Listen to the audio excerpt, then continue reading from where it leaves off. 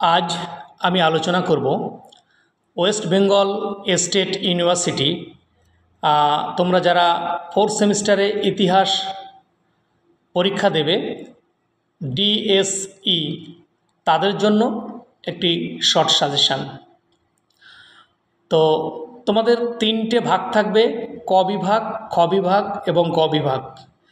ক বিভাগে তোমাদের 10টা কোশ্চেনের উত্তর দিতে হবে, 10 দুগুণ 20, এবং খ বিভাগে তোমাদের উত্তর দিতে হবে 2টো কোশ্চেন, 5 দুগুণ 10, এবং গ বিভাগে 2টো বড় কোশ্চেনের উত্তর দিতে হবে 10 দুগুণ 20, 20, 10, 20, এই মোট 50 নম্বরে তোমাদের পরীক্ষা হবে। তো আমি প্রথমে শর্ট কোশ্চেনগুলো আলোচনা করছি। বিভাগ কয়ের যে কোনো 10টি প্রশ্নের উত্তর দাও। ইংরেজ কোম্পানি কখন বাংলা, বিহার ও উড়িষ্যার দেওয়ানি লাভ করেছিল? ফের বলছি, ইংরেজ কোম্পানি কখন বাংলা, বিহার ও উড়িষ্যার দেওয়ানি লাভ করেছিল? পরে কোশ্চেন, কোন বছর পিটের ভারত শাসন আইন পাশ হয়েছিল? কোন বছর পিটের ভারত শাসন আইন পাশ হয়েছিল? চলে আসবো পরের কোশ্চেন, কাদের মধ্যে এবং কখন সালবাইয়ের সন্ধি স্বাক্ষরিত হয়েছিল? কাদের মধ্যে এবং কখন সালবাইয়ের সন্ধি স্বাক্ষরিত হয়েছিল? পরের কোশ্চেন, সূর্যাস্ত আইন কি? কোশ্চেন, সূর্যাস্ত আইন কি? পরের কোশ্চেনে আসব, কে নীলদর্পণ নাটক রচনা করেছিলেন এবং কেন? কে নীলদর্পণ নাটক রচনা করেছিলেন এবং কেন? পরের কোশ্চেন, বেদের সময়ে ফিরে যাও কে কেন বলেছিলেন? বেদের সময়ে ফিরে যাও কে কেন বলেছিলেন? পরের কোশ্চেন, হিন্দু প্যাট্রিয়ট পত্রিকার সম্পাদক কে ছিলেন? কেন তিনি বিখ্যাত? ফের বলছি, হিন্দু প্যাট্রিয়ট পত্রিকার সম্পাদক কে ছিলেন? কেন তিনি বিখ্যাত? আসছি পরের question, Henry Louis Vivian Derozio কে ছিলেন? তিনি কেন বিখ্যাত? হেনরি লুই ভিভিয়ান ডিরোজিও কে ছিলেন? তিনি কেন বিখ্যাত? চৌরি চৌরার ঘটনা কখন হয়েছিল? চৌরি চৌরার ঘটনা কখন হয়েছিল? পরের কোশ্চেন, খুদা ই খিদমতগার বলতে কাদের বোঝায়?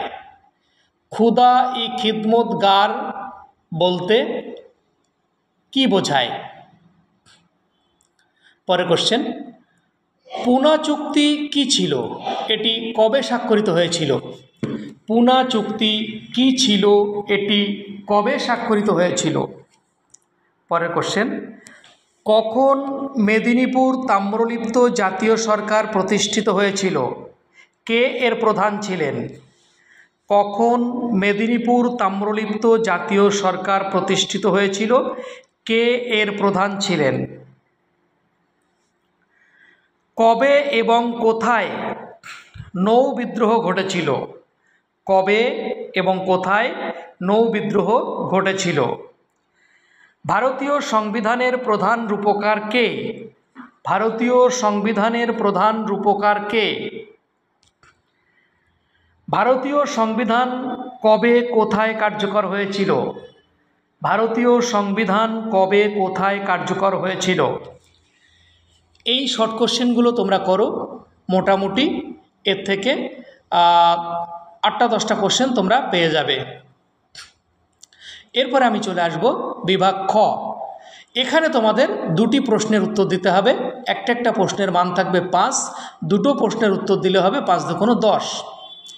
প্রথম কোশ্চেন, ইংরেজ কোম্পানি কর্তৃক দেওয়ানি লাভের তাৎপর্য কী ছিল? ইংরেজ কোম্পানি কর্তৃক দেওয়ানি লাভের তাৎপর্য কী ছিল?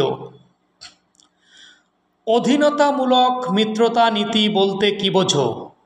অধীনতামূলক মিত্রতা নীতি বলতে কী বোঝো? পরের কোশ্চেন, ভারতের সামাজিক সংস্কারে আর্য সমাজের ভূমিকা আলোচনা করো। ভারতের সামাজিক সংস্কারে আর্য সমাজের ভূমিকা আলোচনা করো। পরে কোশ্চেন, ভারতের স্বাধীনতা সংগ্রামে অনুশীলন সমিতির গুরুত্ব কী ছিল? ভারতের স্বাধীনতা সংগ্রামে অনুশীলন সমিতির গুরুত্ব কী ছিল? পরে কোশ্চেন, আজাদ হিন্দ ফৌজের উপর একটি টিকা লেখো। আজাদ হিন্দ ফৌজের উপর একটি টিকা লেখো। এই কোশ্চেনগুলো তোমরা করলে আশা করছি দুটো কোশ্চেন কমন পেয়ে যাবে। এবার আমি চলে আসছি বিভাগ গ। এখান থেকে তোমাদের দুটো বড় কোশ্চেনের অ্যান্সার দিতে হবে। একটা কোশ্চেনের মান থাকবে 10, দুটো কোশ্চেনের অ্যান্সার দিলে হবে 20। মুর্শিদ কুলি খাঁর ভূমি রাজস্ব ব্যবস্থার বৈশিষ্ট্য আলোচনা করো। ফের বলছি, মুর্শিদ কুলি খাঁর ভূমি রাজস্ব ব্যবস্থার বৈশিষ্ট্য আলোচনা করো। পরের কোশ্চেন, 1857 সালের মহাবিদ্রোহের কারণগুলি কী ছিল? 1857 সালের মহাবিদ্রোহের কারণগুলি কী ছিল? পরের কোশ্চেন আসছি, 19 শতকে বাংলার সমাজ সংস্কারে রাজা রামমোহন রায়ের ভূমিকা। 19 শতকে বাংলার সমাজ সংস্কারে রাজা রামমোহন রায়ের ভূমিকা। পরের কোশ্চেনে আসব, ভারতের জাতীয় কংগ্রেসের নরমপন্থী নেতাদের অবদান, অথবা ভারতের জাতীয় কংগ্রেসের নরমপন্থী নেতাদের সীমাবদ্ধতা আলোচনা করো। ভারতের জাতীয় কংগ্রেসের নরমপন্থী নেতাদের অবদান আলোচনা করো, অথবা ভারতের জাতীয় কংগ্রেসের সীমাবদ্ধতা আলোচনা করো। এবং শেষ কোশ্চেন, 1947 সালের ভারত বিভাজন কি অনিবার্য ছিল? 1947 সালের ভারত বিভাজন কি অনিবার্য ছিল? এই কোশ্চেনগুলো তোমরা করলে মোটামুটি তোমরা কমন পেয়ে যাবে। এবং